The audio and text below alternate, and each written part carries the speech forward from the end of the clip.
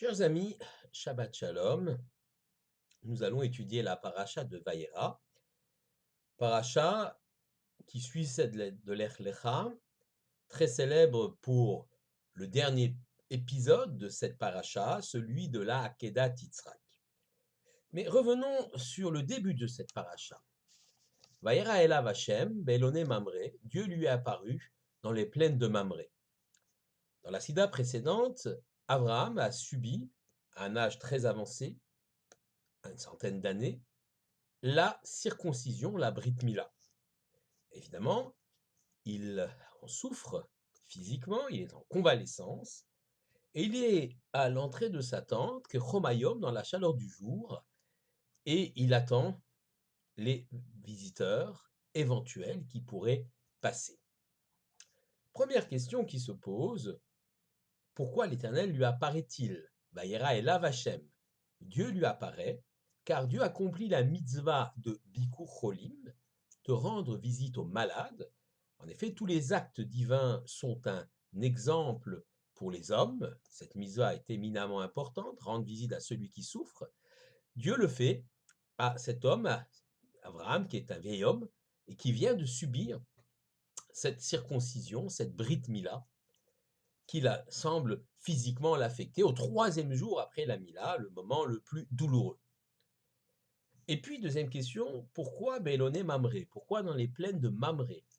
Ce nom de Mamré, pourquoi a-t-il été attribué à cette plaine, à l'endroit précisément où Dieu apparaît à Abraham? Abraham avait trois amis, cananéens, non juifs, Eshkol, Aner et Mamré. Abraham, au moment où il reçoit l'ordre de faire la circoncision, la Brit Mila, va demander conseil à ses trois amis, Eshkol, Aner et Mamré. Chacun va s'exprimer de façon différente sur cette mitzvah. Eshkol dit, c'est un acte dangereux, difficile pour un vieil homme comme toi, il vaut mieux que tu t'abstiennes.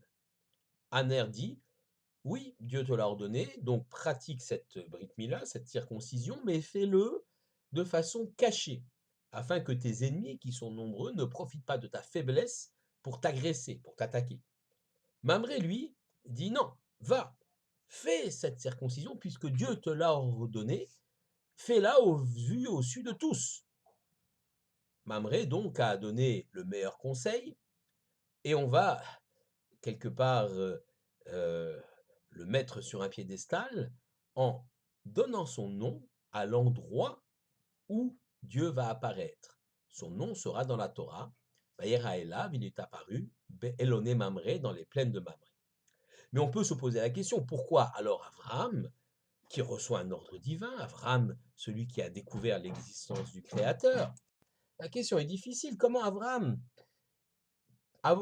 comment dirais-je, la chutzpah d'aller demander, le culot d'aller demander à trois amis s'il faut accomplir le commandement de l'Éternel, alors que l'Éternel lui demande d'accomplir cette mise, il doit l'accomplir sans sourciller, sans aller demander à trois Cananéens un conseil, savoir s'il faut l'accomplir ou pas l'accomplir. Là est la question qui se pose. Bien, Abraham, lui, en fait, a tout à fait l'intention d'accomplir la parole de l'Éternel. Il va pratiquer la Brit Mila, quel que soit le conseil que les uns et les autres vont donner. Mais il craint que cette Brit Mila va quelque part amener à une fracture entre lui et ses amis, entre lui et ses contemporains. En effet, lui va poursuivre son chemin spirituel par la pratique de la Brit Mila, mais les amis qui ne feront pas la Brit Mila, qui pourtant sont peut-être monothéistes ou l'ont suivi jusqu'à présent, eh bien ne vont pas le faire. Et donc il y aura une rupture spirituelle entre ses amis et lui.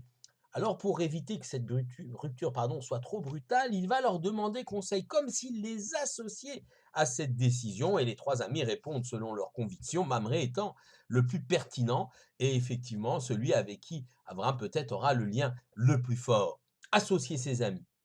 C'est aussi de cela que Abraham souffre beaucoup plus que de sa blessure physique lorsqu'il est à l'entrée de sa tente. On peut se demander d'ailleurs pourquoi Abraham attend des voyageurs pour faire cette mitzvah magnifique d'Artasat Ochim, accueillir les étrangers chez soi, alors qu'il est malade 3 jours après son opération chirurgicale.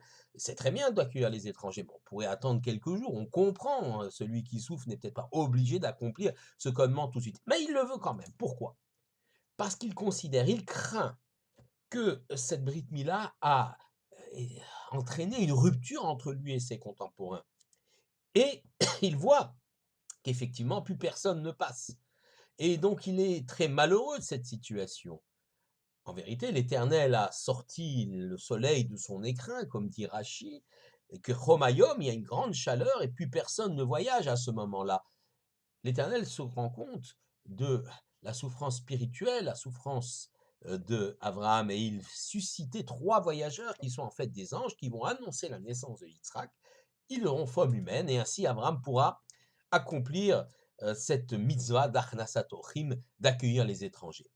Alors que viennent faire ces 3 étrangers? Ils viennent lui annoncer la naissance de Yitzhak. Et Sarah, qui est derrière sa tante, n'y croit pas. Elle rit. Comment c'est possible qu'une vieille femme comme moi puisse enfanter? Mon mari est âgé. L'Éternel, d'ailleurs, rapportera les paroles de Sarah en omettant la deuxième partie. L'Éternel dira, ta femme Marie, elle considère que on n'est pas capable, je ne suis pas capable de lui faire retrouver sa jeunesse. Elle a dit, je suis une vieille femme, je ne peux pas avoir d'enfants, mes seins ne peuvent pas allaiter. Mais l'Éternel omet de dire que Sarah a dit « et mon mari est âgé », tout simplement pour préserver la paix du couple. C'est assez amusant. Ici, l'Éternel ne rapporte pas les paroles de Sarah qui auraient pu être, comment dirais-je, peu courtoises vis-à-vis d'Abraham. Ces paroles-là, il ne les rapporte pas. Abraham est âgé, il ne les rapporte pas. Alors Yitzhak va naître. Ainsi, Yitzhak prendra ce nom Yitzhak, celui dont on rit, en souvenir de ce rire incrédule de Sarah, sa mère. Yitzhak, c'est l'avenir du peuple juif. C'est celui qui va engendrer le deuxième patriarche, l'histoire d'Israël. Et pourtant, à la fin de notre sidra, va se produire ce terrible événement de la Akedat Yitzhak. Le thème d'ailleurs principal de notre sidra est la Akedat Yitzhak, terme d'ailleurs que l'on traduit à tort le sacrifice d'Yitzhak. Il faudrait plutôt parler du ligotement de Yitzhak. La leçon principale de cet épisode réside en effet dans le fait que, justement après avoir été ligoté, Akedah en hébreu, Yitzhak a été épargné. Dieu parle à Abraham et lui dit « Prends ton fils, ton unique, et monte-le sur le mont de Moria. » Abraham comprend qu'il faut le tuer, nous y reviendrons. Il prend son fils, Yitzhak, Eliezer et Ishmaël vont l'accompagner, puis au pied de la montagne, il montera seul avec Yitzhak. Yitzhak portera le bois et posera la question à son père. Je vois le bois, je vois le feu qu'on a transporté, mais dans une lanterne, mais je ne vois pas l'agneau du sacrifice. Et Dieu dit, l'Éternel pourvoira à ce sacrifice. Et Yitzhak comprend que c'est lui-même l'objet de ce sacrifice. Au moment où Abraham ligote Yitzhak sur l'autel, s'apprête à lever le couteau, eh bien, il a comme une difficulté à baisser ce couteau et une voix céleste lui parle en disant d'épargner l'enfant, de ne même pas lui faire une petite entaille et que l'essentiel n'est pas cela. Un bélier sera sacrifié à la place d'Yitzhak et l'essentiel, Dieu ne veut pas la mort ou le martyre des siens. L'épreuve était destinée à tester Abraham. Est-il réellement attaché à son Créateur et prêt à lui obéir en tout, fût-ce au sacrifice de son fils chéri? Il faut bien réaliser que la souffrance du patriarche est terrible.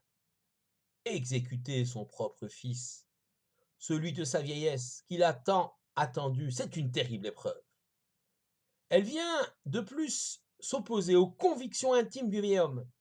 Toute sa vie, il n'a cessé de prôner l'ouverture et l'amour d'autrui, et le voilà obligé d'accomplir un geste de violence, un acte de violence, ôter la vie à son propre fils. Enfin, il y a une sorte d'absurdité dans ce geste. Voilà Yitzhak, fils de sa vieillesse, annoncé par 3 anges, celui qui va reprendre le flambeau du message monothéiste, le transmettre, être l'un des pères fondateurs du judaïsme. Voilà qu'il faut le sacrifier, arrêter ici l'histoire. Abraham exécute l'ordre tout de même, par fidélité à l'Éternel. Nos maîtres nous font remarquer qu'il y a une ambiguïté dans le langage même de l'Éternel. Celui-ci n'a jamais dit « tue-le » ou « sacrifie-le ». Il lui a simplement dit « monte-le » sur la montagne de Moria, sur cette montagne-là.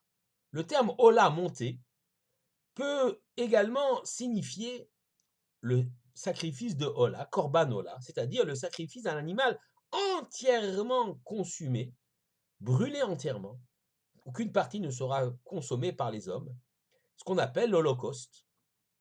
Abraham interprète cet ordre comme le sacrifice ultime de son propre fils et est prêt à servir Dieu de toute son âme, alors que Dieu n'a utilisé que le mot Ola, monte-le. Comment l'Éternel peut-il réclamer la mort d'un homme qui, plus est, aurait été l'avenir du peuple élu, mais Abraham s'exécute. Cet événement est aussi une épreuve pour Yitzhak. Ce n'est pas un enfant comme le représentent certaines gravures. Il a 37 ans au moment des faits. Certes, mourir pour son créateur est un acte extraordinaire en soi, mais paradoxalement, le fils semble mieux l'accepter, être plus serein par rapport à son père, par rapport à ce don de soi. En effet, Yitzhak est l'homme de la rigueur, l'homme de la loi. On le surnomme Pachad Yitzhak, le tremblement d'Yitzhak. Si Dieu ordonne, telle doit être la loi pour Yitzhak. Il faut savoir s'y soumettre, sans état d'âme. N'est-ce pas là, d'après Yitzhak, l'état ultime de la vie, se rapprocher spirituellement, l'étape, ultime de la vie, se rapprocher spirituellement de son Créateur par une mort sublime? N'y a-t-il pas quelque vocation à devenir martyr? Pour le Fils, l'épreuve se poursuit après la Hakeda. Pour Abraham, lorsque l'ange arrête son bras, il ressent un profond soulagement. L'œuvre de toute sa vie, de toute une vie, va enfin pouvoir se poursuivre par le biais de son fils Yitzhak. Mais pour Yitzhak, une nouvelle réflexion s'impose. Lui pensait que le geste de mourir pour Dieu était un geste extraordinaire et sublime, et on voit qu'il n'en est rien. Le culte du martyr et de la souffrance sont au contraire à bannir à jamais de l'identité d'Israël naissante. Il faut bien au contraire ancrer sa sainteté dans une réalité bien matérielle, l'ancrer dans la vie.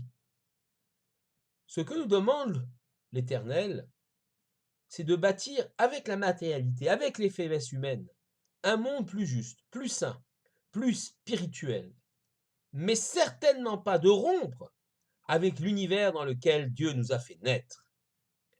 Il ne faut pas chercher un quelconque paradis, ne pas rompre avec la réalité du monde, ne pas rompre avec ses contemporains, en recherchant un quelconque martyr. En vérité, la sainteté se construit quotidiennement, dans la vie ici-bas, parmi les hommes. Pour Yitzhak commence le temps d'une nouvelle réflexion, d'une nouvelle construction. C'est l'aube pour lui d'une nouvelle épreuve, celle de trouver une épouse avec qui il construira une maison de fidélité en Israël, Bait Ne'eman Be-Israël, comme on dit en hébreu. Le temps de la vie prend le dessus sur celui de la mort. La vie est essentielle. C'est là le message que nous envoie la Sidra de Vayera. Shabbat Shalom à tous.